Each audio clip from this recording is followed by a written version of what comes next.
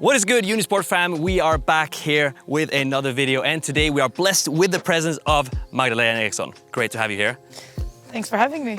Underbart att ha dig här. Today we are actually going to talk about how to defend against good dribblers. So, just a baseline. Defending against literally anyone. What do you think? When you are against one-on-one, against an attacker, what do you think? Yeah, for me it's like, firstly really important to know who is it. So what's her strengths? So is it a dribbler? Is she like a big push and a run? Or is she very, like, is she left-footed? Is she right-footed? How good is she with the ball? Because I think it depends on how aggressive you can be. So the ones who are really good, like having the ball really tight on their feet, you can't be aggressive because they just wait for you to lunge and they use that against you. And then of course, if I know she's super right-footed, she's always gonna wanna go inside, I try to keep them on their left foot as much as possible. So I try to think all of those thoughts in like 1 second and then act from that. Okay, so you have just one, maybe 2 seconds to think about all this. How do you get that information about the attacking player, like that? I mean, I'm the type of person who really likes to prepare myself before games. So I usually do some research before the game, so I know pretty much who usually starts on the left, right and center of the attack. What are their strengths, what foot is dominant and stuff like that. So that's stuff that I want to know before, so I can know that, okay, it's her, and then I know already what she's good at. But then of course there's moments where you're not really sure and you just have to go with your instinct.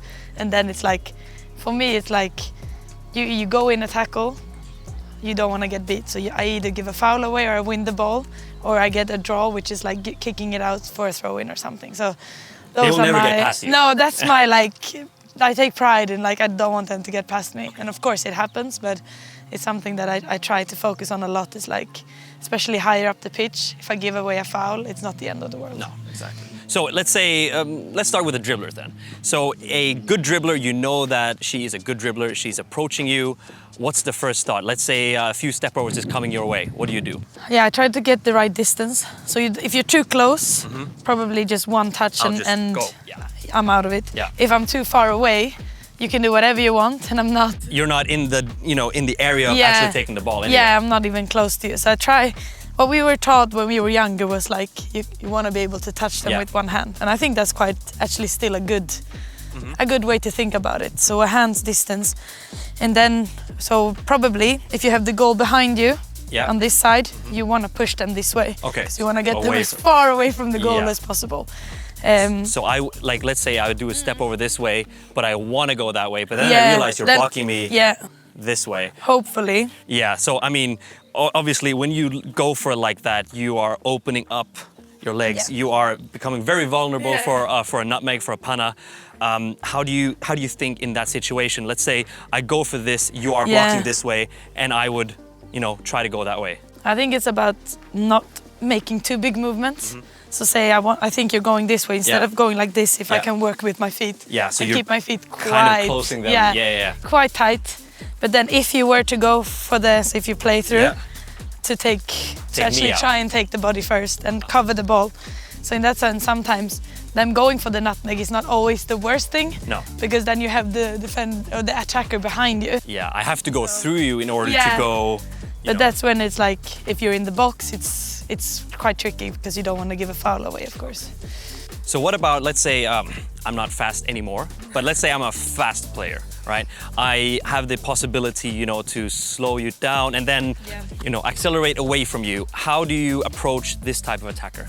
I think then it's not as important to be really close to the person. So then I try to think about I know it's a push and run and they're maybe predominantly right foot. I know they're gonna make that long push there. If I know that already and I take a little bit of a distance, I can maybe catch up to you. Yeah.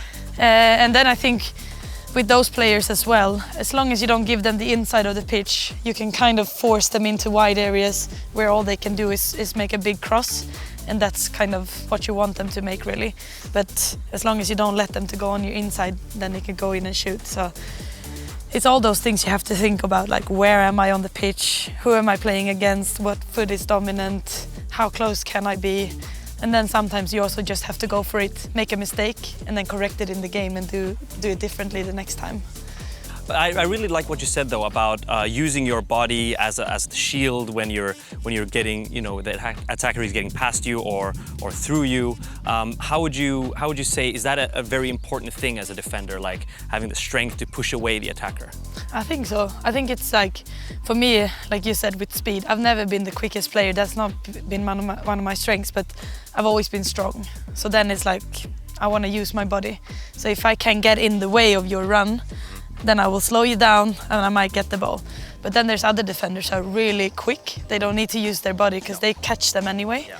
So I think it's like looking at yourself as well and like, what are my strengths? And then really working on your strengths. Yeah. So analyzing yourself as a player and then try to use that as a ground to build that, to become a better player. Exactly. Okay, so just last thing, do you have any tips or advice for all the young players out there that aspire to become like you?